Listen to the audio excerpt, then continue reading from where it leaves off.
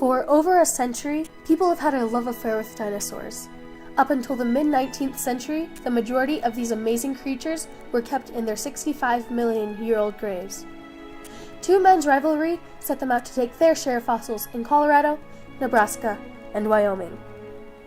They exhausted their wealth in the search for fossils and fame. Together, the efforts of the two men led to over 142 species of dinosaurs being discovered. However, only a few are valid. This is the Bone Wars.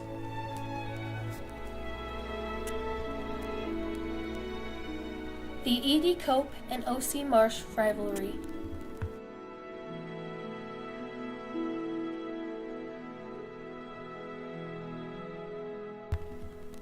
Edward Drinker Cope lived in or near Philadelphia his entire life. Cope's father wanted Edward to be a practical farmer, but Cope declined. Instead, he went to attend Joseph Leidy's course in comparative anatomy at the University of Pennsylvania. Later, Cope attended Haverford College and spent time at universities in Europe. Othniel Charles Marsh was born in New York. He owed much of his success to his wealthy uncle, George Peabody. Marsh was educated at Phillips Academy at Andover, Massachusetts, and at Yale College, and graduate work at Yale's Sheffield Scientific School. He spent 3 years in Europe attending lectures. In 1866, he was appointed professor at Yale and had the first chair of paleontology in the United States. Excavation. Paleontology of the time is much different than that of today. Fossil excavation was a new science in the 1800s. There were fewer than a dozen recognized dinosaurs. Despite this, there was a fairly good system for finding and excavating fossils. Fossil finding was easiest in location where there had been recent erosion. Cope and Marsh would simply walk with the locals on the hunt for fossils. Everyone present would have to be on the watch for bones, as they could be anywhere. Excavation was done with shovels, picks, and in unfortunately too many cases, dynamite. Once a bone was found, finer tools such as scalpels, knives, and brushes would be used to find the edges of the bone and check for any other bones adjacent. The bone would then be put into a cast of burlap and plaster. After that, it would be taken by train back to the east. This tedious process was endured by few.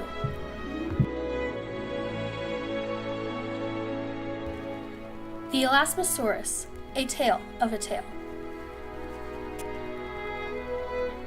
One specific fossil attributed to Cope allegedly began the Bone Wars. Cope had just published a paper about a new species of dinosaur, an Elasmosaurus. Cope invited Marsh, who at this time was a friend, to see his reconstructed skeleton when he unveiled it at the Academy of Natural Sciences. Cope led Marsh and a few other prominent people into the room with the skeleton. Marsh looked at it briefly before pointing out to everyone gathered that Cope had clearly gotten a few of the vertebrae out of place, to such a degree that the head of the creature was on its tail. Marsh did this by walking up to the replica, removing the skull, and carrying it to the other end of the animal as he explained to those gathered the mistake. Cope was quick to try to cover up his blunder, but word of it quickly spread, much to his embarrassment. Beginning the feud. The summer of 1872. The feud between these two scholars began in 1872. When Marsh came to the West in 1868, he was amazed by the richness of the fossil vertebrae. This news spread back to the East with him. Marsh, Cope, and Joseph Leidy, a renowned paleontologist of the time, all headed west to independently collect fossils in the Eocene beds of Bridger Basin of Wyoming in the summer of 1872. Events of the summer ultimately led to the break between Cope and Marsh, and Leidy's withdrawal from vertebrate paleontology.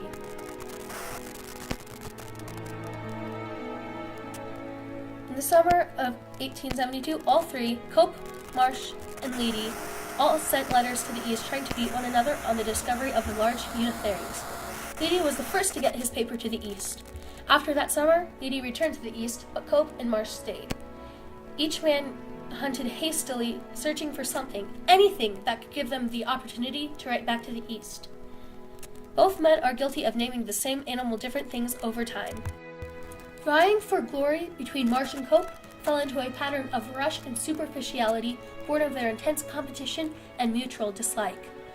In an effort to bag as many names as possible, They rushed their publications, often with poor illustrations and inadequate descriptions, sometimes described the same creature twice, gave names to fragmentary materials, and sometimes even described the species while the skeleton was still largely underground. Stephen Jay Gould. This led to the discovery of over 142 fossils, and the small amount that is actually liable. The effects.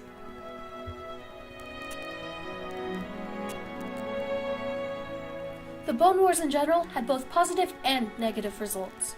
On the plus side, our understanding of paleontology expanded exponentially, seeing as Cope is attributed with something around 13,000 specimens, and Marsh more or less founded the field of comparative paleontology, comparing skeletons of physically similar creatures to trace evolutionary history.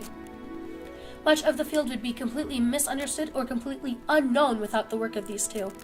Unfortunately, some of the fallout of the Bone Wars led to the federal and state funding and support for paleontology disappearing overnight. Much of modern-day paleontology is shaped by their work, to the point where modern-day papers about species discovered by Cope and Marsh will still cite and reference papers these two penned over a century ago. In regards to our field technique, next to nothing has changed in the way we do things. We don't use dynamite anymore, and we do use different cloths from burlap for the cast for the most part, but pretty much every other part of our excavation process is more or less identical. Samuel Wilton. Paleontologists are much better at cleaning up dig sites. Dig again at an old Cope or Marsh site, and you find brushes, garbage, and other such contaminants. Most of our knowledge and descriptions that have changed since these two died are the results of better technology and the opening of the fossil fields in Asia. Being able to use CT scans is a massive boon in figuring out what certain bones, especially brain cavities, look like compared to modern animals. The excavations being conducted recently have more or less proven the connections between birds and those non-avian birds we call dinosaurs. Mark Anderson, UNL. The reason paleontology is so important is it helps us understand our past. Without our past, we would not know where we came from and what was here before the human race wandered the earth. Paleontology may also prove the theory of evolution, fact or fiction. We can also learn how climate change has affected past organisms, as well as how organisms have changed the physical world. We can also better understand the principles of extinction, evolutionary change, and biodiversity. Knowing how climate change affects life can lead to understanding potential changes in future ecosystems and changes that will affect human land use. Paleontology can provide us with an understanding of the depth of history for millions of years and an ethic that includes at its core a long-term care for planetary wellness. Paleontology can be the Rosetta Stone for helping students understand the importance of science, how science is done, and how all of the sciences tie together. Most of what we know about vertebrate paleontology is thanks to these two men, Carl Mayling.